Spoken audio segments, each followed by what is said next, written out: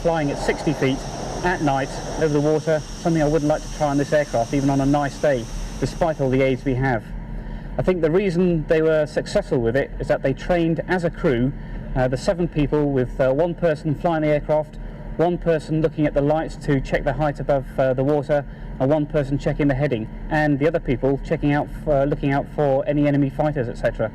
So the whole 7 of them, all working together as a crew to deliver the weapon on the target, was quite a phenomenal achievement, I think. If we were tasked with that mission today, I think we'd have as many problems presented to us as the crews did to conduct in the attack in the Second World War. We'd obviously need a specialised weapon to attack the target, and we certainly couldn't use a weapon of the size and probably not the weight that they carried on the Lancaster on the day. As to getting the weapon to the target, despite all our modern electronic equipment, we'd probably have just as many problems getting the bomb exactly on the impact point in order to break the dam. So I think we'd need an awful lot of training, much along the lines that they did.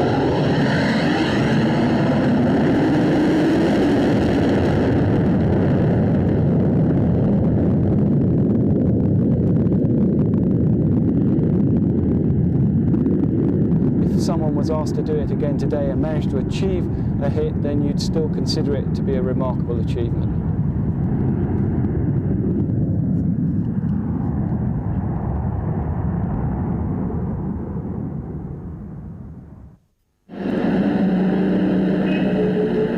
As early as 1937, the British Air Staff was studying the feasibility of attacking the highly industrialised area of the Ruhr, which was identified as being vital to the German war machine. Mr. Wallace did put forward a theory that was hoped. It was estimated that 3,000 sorties would be required to destroy the principal industrial targets in this zone, with a projected cost of 176 bombers.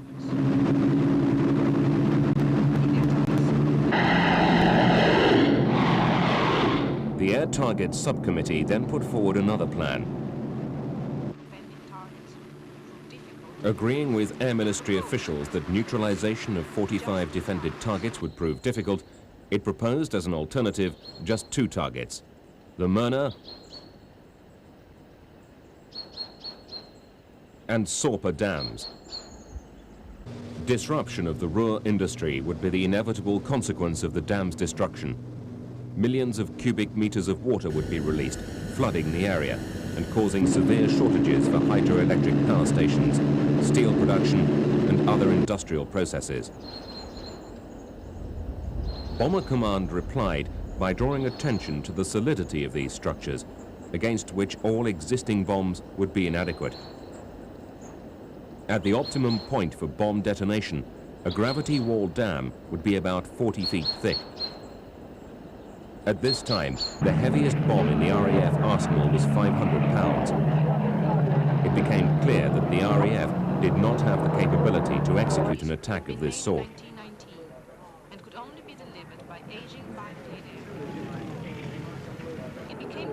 In addition to inadequate bombs, inaccurate navigation techniques and equipment were also causing problems.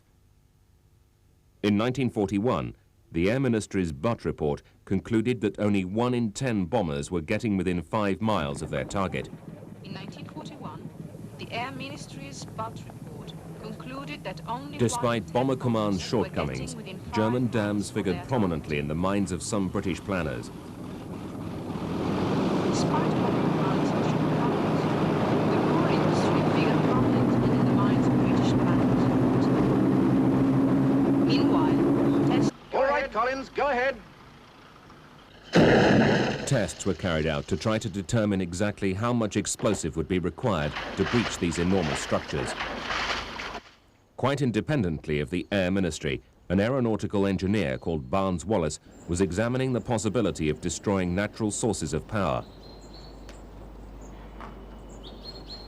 Already established as an aircraft designer, he was primarily concerned with structures.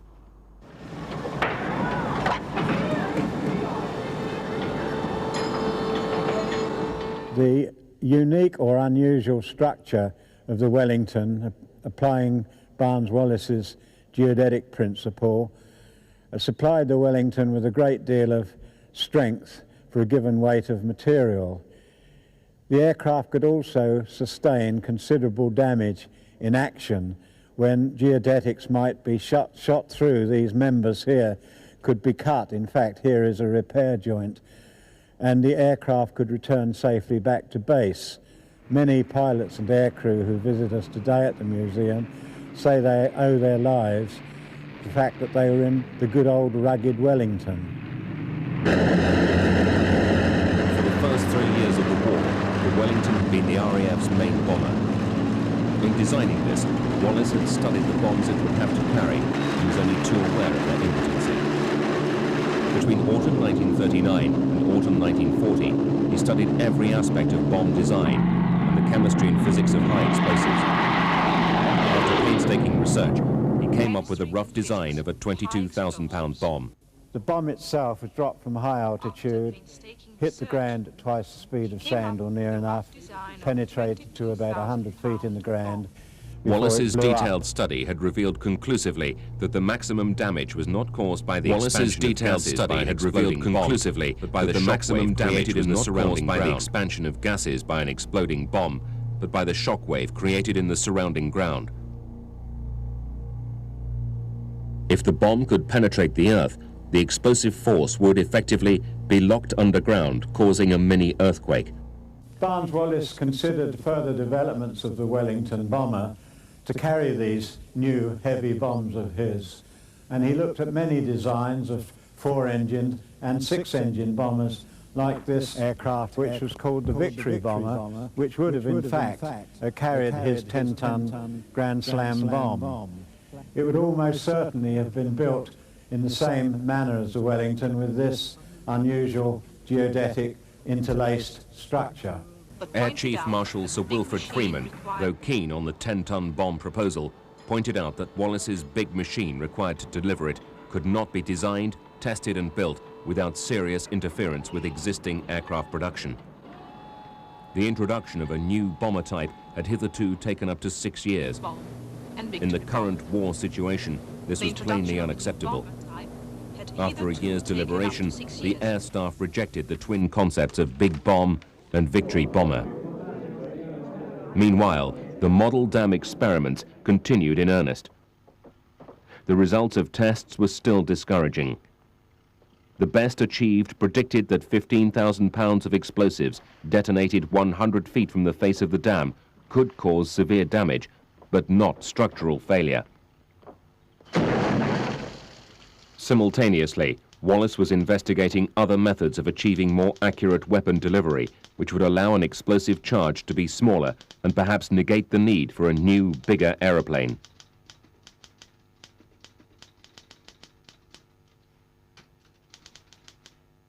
I think that it was this use of a rather unusual theoretical structure that gave Barnes-Wallis a degree of credibility for some of his future rather unusual ideas, such as the development of the spinning, bouncing, dam-busting bomb. There were many other inventors at the time during the war who had all sorts of funny ideas for helping the country to defeat the enemy. I think Barnes-Wallis had gained a fair amount of credibility as a result of his success on his Wellington bomber. Wallace recounted in a later interview that he had the idea in early 1942 of a missile which, if dropped on the water, would reach the dam by a series of ricochets and after reaching the crest of the dam would explode in close proximity to it.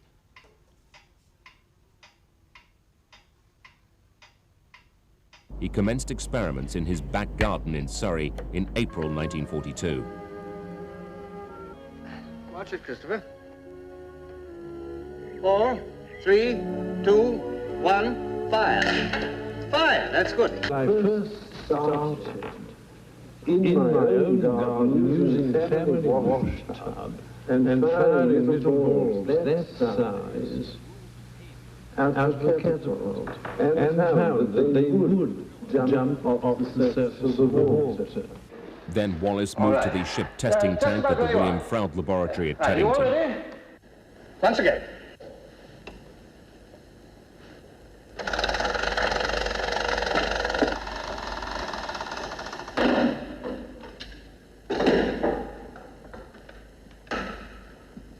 Right. 3, 2, 1. A breakthrough occurred when Wallace decided to backspin the projectile. With the idea of spinning the bomb, ultimately, after tests by spinning it backwards, increased the range of the bomb, giving him more latitude in dropping it on the target. The backspinning had another effect that pleased Wallace greatly. The rotating motion caused the projectile to hug the wall as it sank.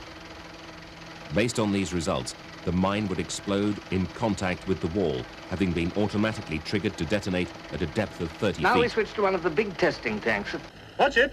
Collins, the head of the team of testers at Hammondsworth, decided to try a contact explosion on the model dam. It was completely blown apart.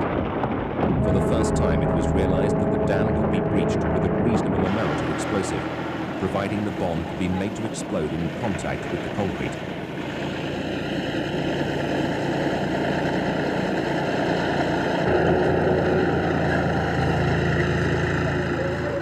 It was calculated that just a 7,500-pound charge would do it.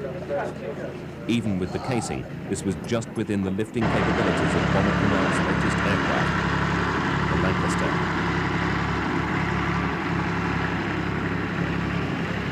The next stage was to test the spinning projectile idea by dropping it from the air. A Wellington was converted for this task, and tests were conducted in September 1942 on Chesil Beach in Dorset.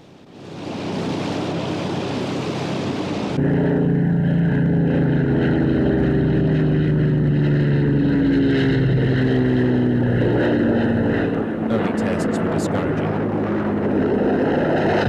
Casing of the spherical test projectile shattered on impact with the water. Undeterred, the experiment gathered pace. By January 43, real progress was being made. Wooden mock-up spheres were bouncing 20 times over a range of 1,300 yards, considerably farther than predicted. The two versions of Wallace's secret weapon were given code names. Highball, the smaller version for possible use against German ships, and Upkeep, the larger version, destined for operation against German dams. Air Chief Marshal Sir Arthur Harris was briefed, and his response was scathing. Will you come in, please? He wrote in a communique to Air Vice Marshal Saundby that it was an idea of the wildest description, and there was not the smallest chance of it working. Wallace, good morning. What is it you want? I've got an idea for He destroying the concluded Ruhr that the war dams. would be over The effects before on it worked. That goes for all these wheezy ideas. When you try to make them work, they fall down Harris flat. would take some This convincing. one doesn't. How do you know? Other officials, however, were much more enthusiastic. The modification of 3 Lancasters was ordered.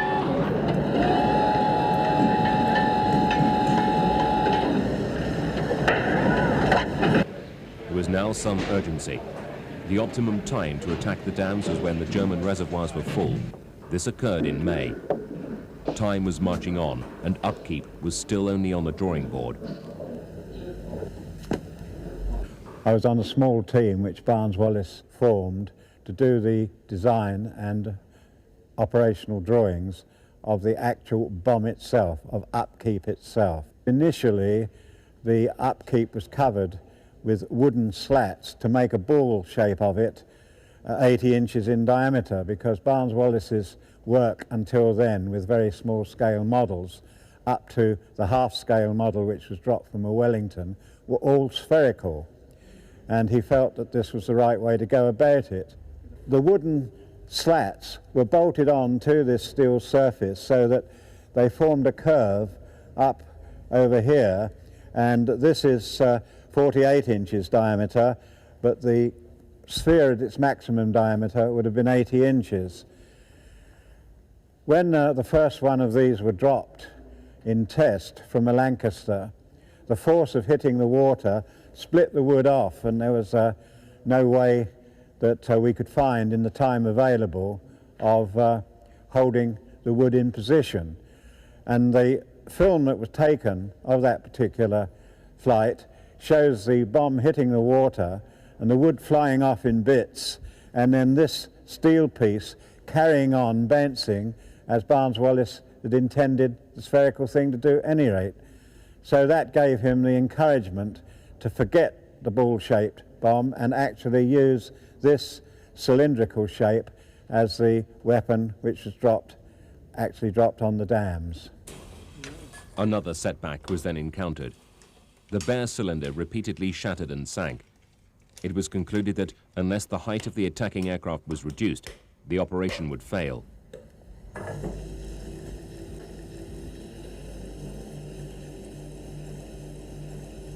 And what we have here is unique footage of Vickers test pilots and 617 Squadron testing the bomb known as Upkeep that was to breach the dams in the famous Dambusters raid. Here we can see some of the earlier tests of Upkeep in its final form. They're dropping it here from about 150 feet, and you can see this is really too high, and it doesn't bounce at all.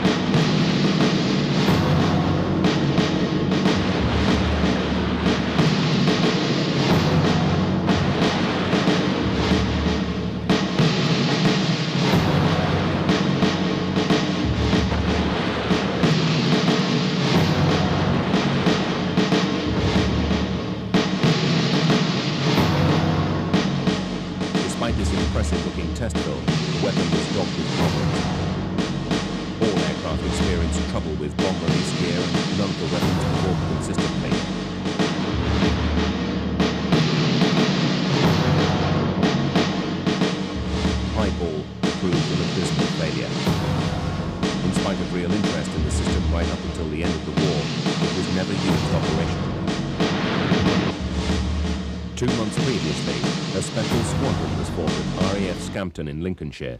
Initially called Squadron X, it was to be commanded by Wing Commander Guy Gibson. Holder of the Distinguished Service Order and the Distinguished Flying Cross, he was still only 24 years of age. By the morning of March the 27th, all flying and non-flying personnel had reported to Scampton. In total, nearly 700 men, and none had an inkling as to what Squadron X had been formed to do. Their secrecy would remain until the very last moment. 2 days later, specific orders arrived, and X was replaced with a number, 617. Orders read, number 617 Squadron will be required to attack a number of lightly defended targets. These attacks will necessitate low-level navigation over enemy territory in moonlight.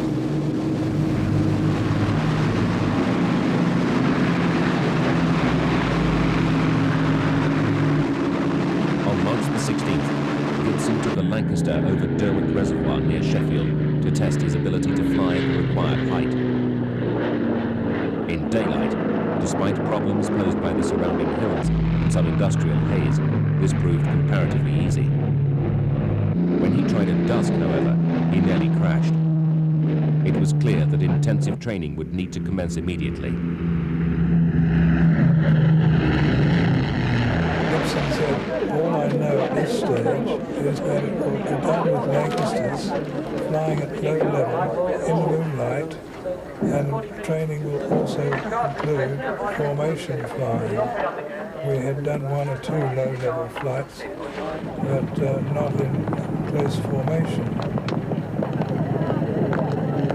Close formation in a Lancaster is rather a different operation and wanted a lot of practice. American synthetic night flying equipment was installed. This consisted of blue celluloid filters attached to the windscreen and side windows, while aircrew wore amber-tinted goggles.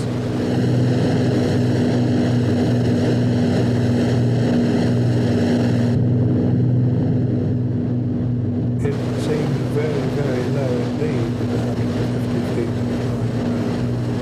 And then even more difficult missions of 3. That, I think, was probably the most primitive of the training we had, because we had to guess the height, and we couldn't really get accurate readings on any altimeter that was available in those days. And that was a big problem that had to be overcome.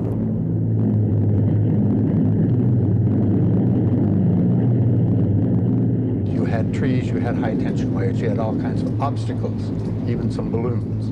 And at that altitude, you can't really be sloppy in flying, because if you drop the wing at 60 feet, it would be on the ground. Originally, the weapon was intended to be dropped at 150 feet, but because there were accuracy problems with that, they decided to go lower to 60 feet. And here, in this sequence, you can see some of the problems when that happens, as pieces of aircraft are pulled off by the spray thrown up by the bomb. There still remained the difficulty of maintaining 60 feet over water at night. Several abortive attempts to solve this problem were made, one involving trailing a cable of specified length from the aircraft. The Director of Scientific Research at the Ministry of Aircraft Production, Benjamin Lochspeiser, came up with the answer. In 1942, Coastal Command briefly attempted to use spotlights to assist depth-charging submarines. Lochspeiser remembered this. Coastal Command, who were using the system over choppy water, never managed to perfect the technique. The water surface of the reservoir, though, would be smooth. Spotlights were fitted, and the beams arranged to form a figure of 8 on the water, just forward of the starboard wing. This would allow the navigator to direct the pilot by looking through the blister on the starboard side of the cockpit. If upkeep was to make close contact with the dam, its point of release was also critical. It was very important to drop this bomb at the right distance in front of the dam. To do that, the bomb aimer had a very simple device, such as we have a mock-up here, where he put the eyepiece to his eye and lined up the 2 prongs with the twin towers of the dams. And when they lined up, which was just a simple triangulation, he would release the bomb. Perhaps this is illustrative of some of the enormous difficulties there were in putting this weapon down accurately. As this aircraft, as a way to avoid the splash its weapon from very low height, you can see the enormous force sharply is needed to propel it along. Was probably dropped a little bit too far from the aiming point, and doesn't quite make it to the beach. A little bit short, and doesn't anybody who remembers Michael Redgrave's performance in the feature film with Dambusters will recognise Barnes Wallis's gestures here as the amused onlookers try and encourage it to reach the target. We didn't practice with upkeep at all until the very end, and all we had was one run with a dummy upkeep. The day before or 2 days before, we still didn't know what it was for. The target was completely secret. We only heard the secret on the day that we took off for the raid. That was when we knew what the target was to be. The whole film is unique, but we also have the great good fortune to see here, a few days before the raid, Guy Gibson's very own aircraft flying past very closely to the camera. And as she does so, we can just make out behind the RAF roundel the letter G, which was his personal registration.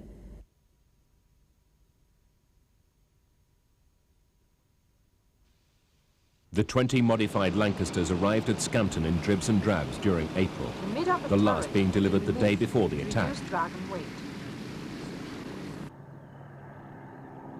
The mid-upper turret had been removed to reduce drag and weight.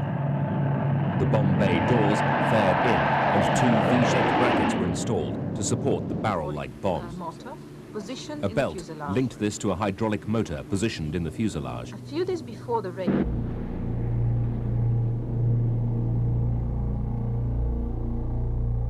A few days before the raid, the special bombs arrived from the filling factory.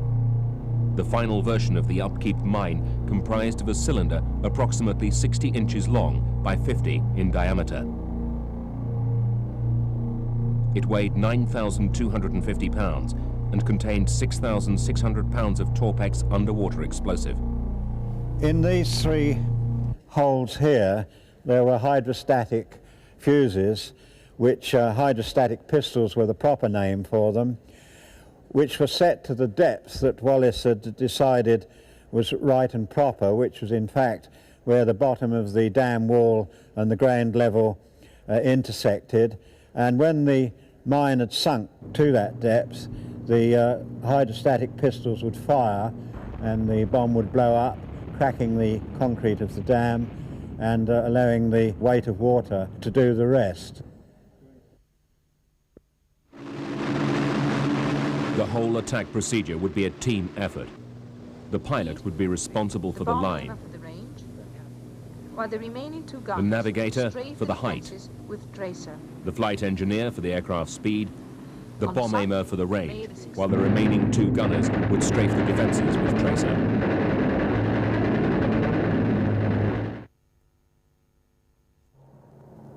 On Sunday, May the 16th, 1943, speculation on the target ceased as aircrew were given a detailed briefing.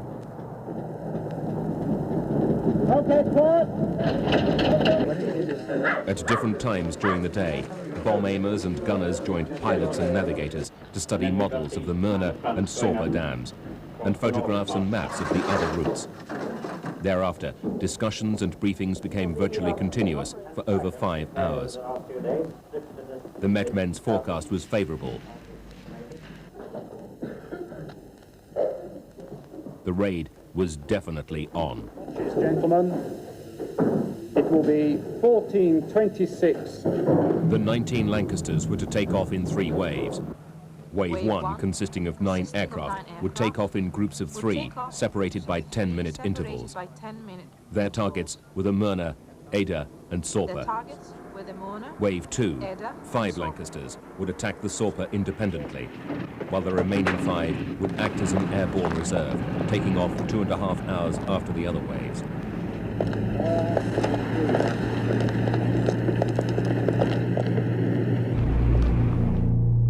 With the nature of the task ahead now sinking in, there was pre-raid tension in the air. Sergeant Garshevitz chalked on his aircraft's bomb, "Never has so much been expected of so few." The note of defiance had particular poignancy as Garshevitz was one of those who did not return.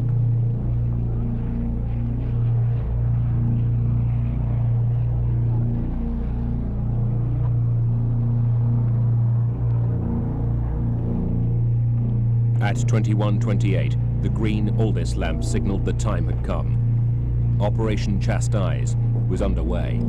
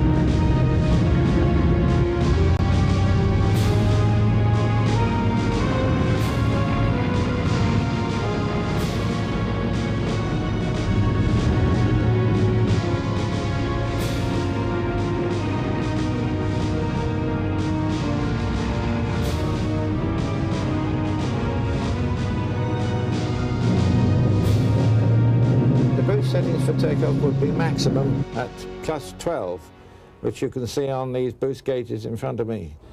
We've got the tail up, we're rolling, we keep her steady on her course by adjusting the throttle slightly until we've got flying speed, slightly eased back, the aircraft is now airborne, hold her level to pick up her full flying speed, and then we climb over the fence, just.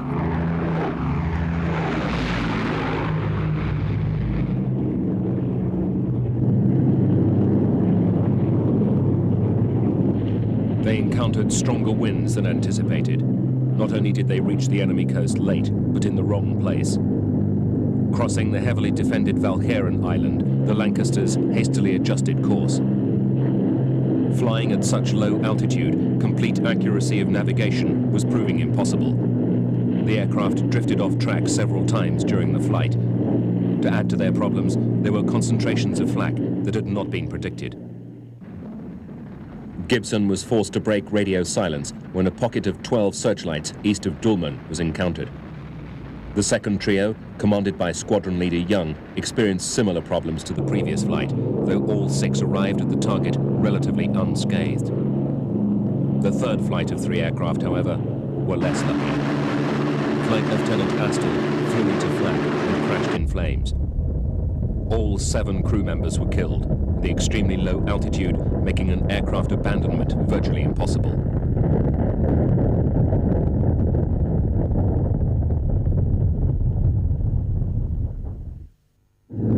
As this was happening, Gibson, Martin and Hopgood circled target A, the Mohne Dam. Holding back 132 million cubic meters of water, the structure looked impregnable. As indicated by the briefing, there were no searchlights or balloons, but the flak batteries of up to 12-20 million guns were firing frantically.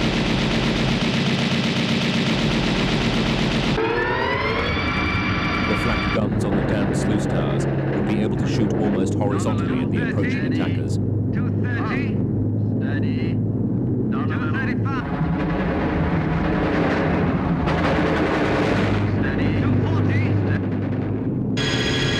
The bomb spinning underneath. The vibration in the aircraft was quite alarming, really, at low level until one got the feel of it again. Which came fairly quickly, but one is concentrating so much on what one's doing that other feelings seem to vanish from the mind. The bomb bounced 3 times and after some 10 seconds exploded, producing a tremendous spout of water. This subsided, revealing the dam still intact. The second in was Hopgood. This time the flak gunners were not surprised. The other Lancaster crews saw his aircraft hit several times. Both engines on the port wing were damaged.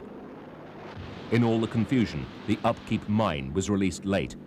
It bounced over the crest and landed in the vicinity of the power station.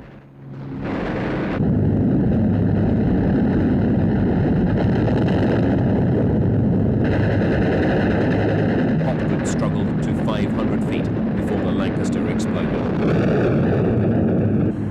And 2 people, we learnt afterwards, got out of that airplane, which was aflame from stem to stern, and the whole thing broke up in the air. And how they ever got blown because their parachutes opened is an unknown to this day. But one felt, you know, fairly rocky then, and then we watched the others go on. Exactly 10 minutes after Gibson's attack, Martin began his run. This time, Gibson flew slightly ahead of him to distract the gunners.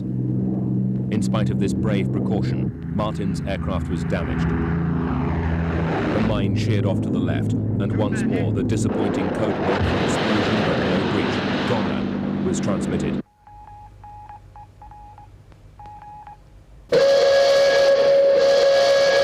The engineer in charge of the Mohne power station, Clemens Kohler, was warned of an air raid.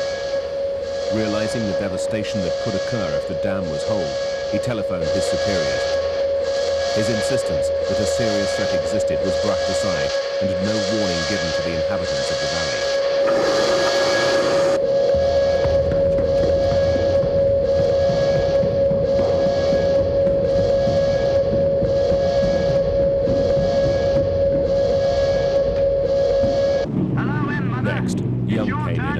To the exposed stretch of water in front of the dam. This time, Gibson's gunners engaged enemy fire on the far side of the wall, while Young's mine made 3 good bounces, sank and exploded in contact with the wall. A vast column of water rose and crashed over the crest into the compensating basin. Eventually, it went. slowly cracked from one side to the other and collapsed from the middle outwards, really, and exploded because it was the weight of water behind the explosion which forced the huge dam walls to collapse. One saw the water absolutely going down the valley from there and taking everything before it, because it became a huge, huge mass of water going down from one side of the valley to the other. And it was a most, I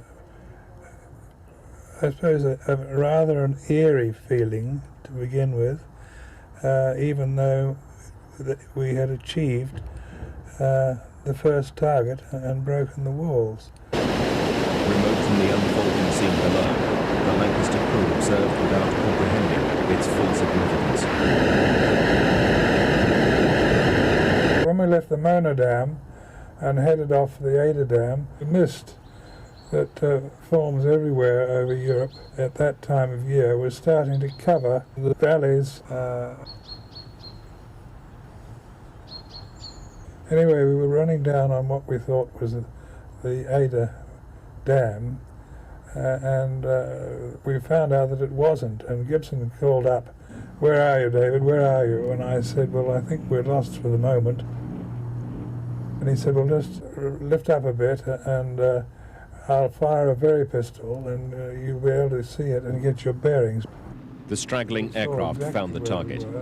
The Eder Dam nested at the foot of a steep hill at the far end of a narrow, winding reservoir. Though undefended, the rugged terrain made achieving the attack requirements an extremely daunting proposition. We would be gliding down onto the water level, and when we'd have to throttle forward, right forward there, and at the same time the engineer would be giving you full boost from that side there. And we had about 600, 700 yards to get up to a speed of 225 miles an hour, and we had to have reached that speed 450 yards back from the dam wall which was in front of us. Shannon made 3 attempts without releasing the weapon. It was proving impossible to achieve the correct height after clearing the spit in front of the dam. No mine had been dropped, and time was ebbing away. Maudsley was sent in to try on his 3rd attempt. His mine was released too late. It struck the parapet with great velocity and exploded. Gibson called up, "Are you all right, Henry? Are you all right?" And a faint answer came back, which we could hear. He just said, "I think so, I think so." But in the event, of course, he crashed on his way back. And that crew were completely lost. Nobody got out of that at all. I think he must have hit and flown into another obstacle of some sort, probably a hill or high-tension cables. And so I was then called back to make my run again. After 2 more dummy runs, the conditions were right.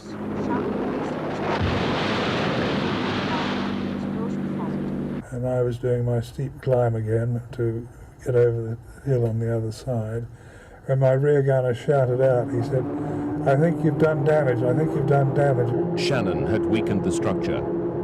Knight attempted an approach run 15 degrees left of Shannon's line. The bomb bounced 3 times and hit the wall slightly right of centre. He hit it almost square on, and we saw the whole bloody wall fall out there.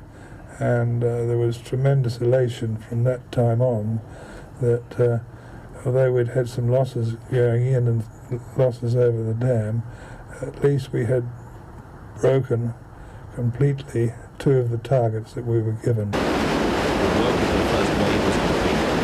Below, the disaster was unfolding.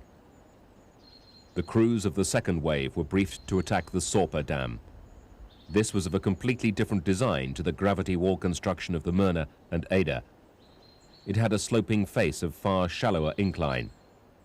Dropped normally, Wallace's bomb would roll over it and explode harmlessly on the other side. Instead, crews were instructed to fly along the length of the dam and, without spinning the bomb, release it as close to the middle as possible.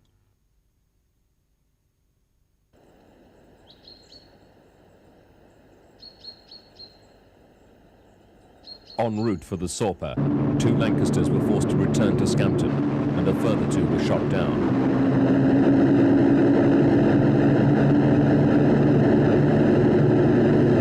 This left 1 Lancaster flown by Flight Lieutenant McCarthy. The pilot reported a very hot reception on crossing the coastline. Fortunately, the German night fighters were still patrolling 1,000 feet too high to spot the bomber. Again, navigation difficulties made worse by the ever-thickening mist hampered the operation. To attack the dam along its length, the aircraft would have to avoid a church steeple which lay on the flight path. 10 attempts were made before the bomb aimer was satisfied with the line and altitude and released the weapon. There was visible damage to the crest of the dam, but no breach. The Sorper posed all the same problems for Brown as it had for McCarthy before him. He finally resorted to dropping flares to mark the route through the mist. And I got on the wrong side of it, the back side of it, way down here. And of course, by the time I realized I was on the back side over the powerhouse, there was a very large hill in front of me. And coming up that slope, my airspeed was dropping off like you wouldn't believe. And of course, just as I started shuddering, I realized I was going to go in unless I made a stall turn. On the 6th attempt, the mine was dropped, causing more damage to the crest, but still no breach. Some experts have argued that upkeep was a completely inappropriate weapon for the Sorper, and that this dam should have been left out of Operation Chastised. Without the clinging effect caused by the mine's rotation, precise delivery was not possible. Wallace's other invention, the deep penetration bomb Tall Boy, was used on the dam the following year, though again, no breach was achieved.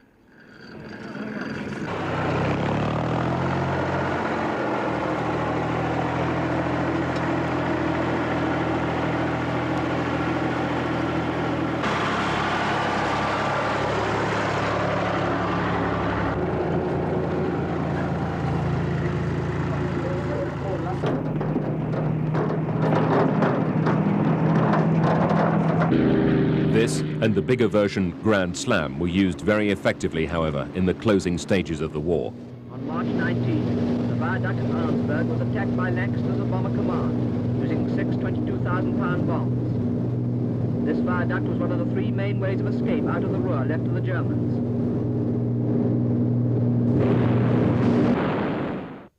The Bielefeld Viaduct, the Tirpitz, and Hitler's V-2 sites were all very successfully attacked. The last aircraft engaged in Operation Chastise attacked the Eder Dam. The mine exploded short with no apparent effect. Dawn was imminent. After waiting in vain for the others to arrive and complete the task, Townsend turned for home. The Chastise Lancasters tore a gap 76 meters wide by 22 deep. Within 12 hours, 116 million cubic meters of water had escaped in a tidal wave 10 meters high. The catalogue of destruction in the Mohne and Ruhr valleys was extensive. In all, 11 factories were totally destroyed and 114 damaged. 2,822 hectares of arable land were rendered useless. 25 road and railway bridges were destroyed and 21 damaged. Numerous pumping stations, water and gas supply facilities were destroyed too.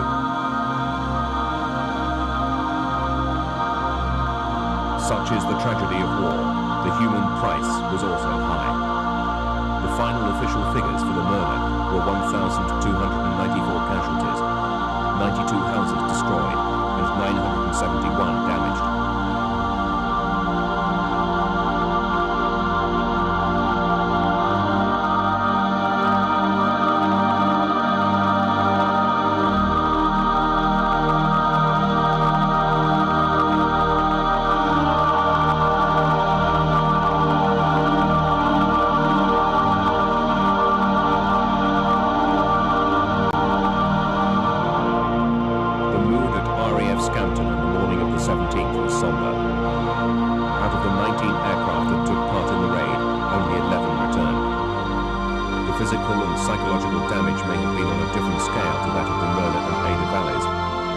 closely knit group of service and civilian personnel, their loss seems no less significant.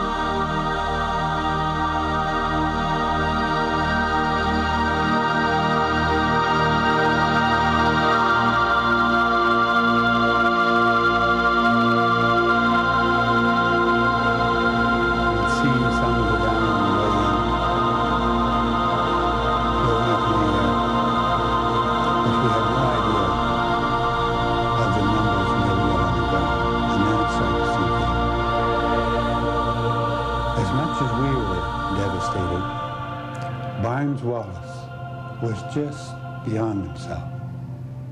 He was elated for a moment, I am told, at the time of the bursting of the dams.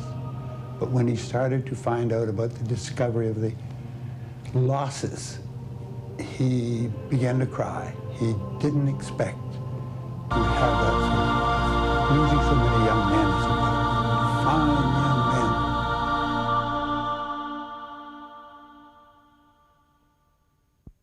Barnes-Wallis was affected very deeply by the losses incurred on the raids on the dams, and he was shattered when he realized that the vast number of those brave crews that set out didn't return. This affected him quite a lot for the rest of his working life. He always approached the job in a manner where he probably would not kill anybody or any pilots. For an example, his work after the war on experimental aircraft, visionary aircraft if you like, he had queues of test pilots ready to fly his aeroplanes, but he preferred to do this work by unmanned flying so that he didn't risk the lives of these chaps.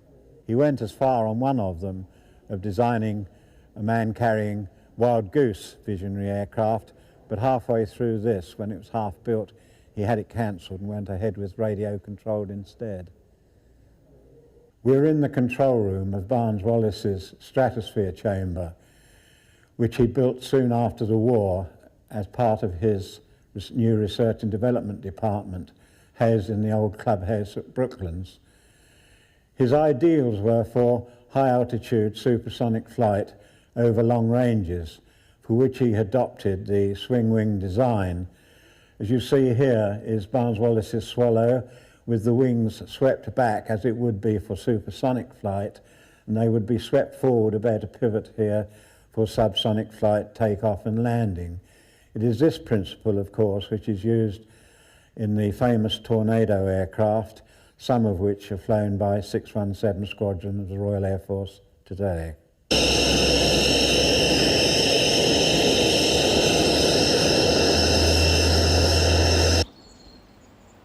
The Germans' rapid recovery after the raid fueled criticism that the operation was of limited military value. The breached dams, for example, were fully repaired by the early autumn of 1943. This conclusion, however, ignores the much wider ramifications.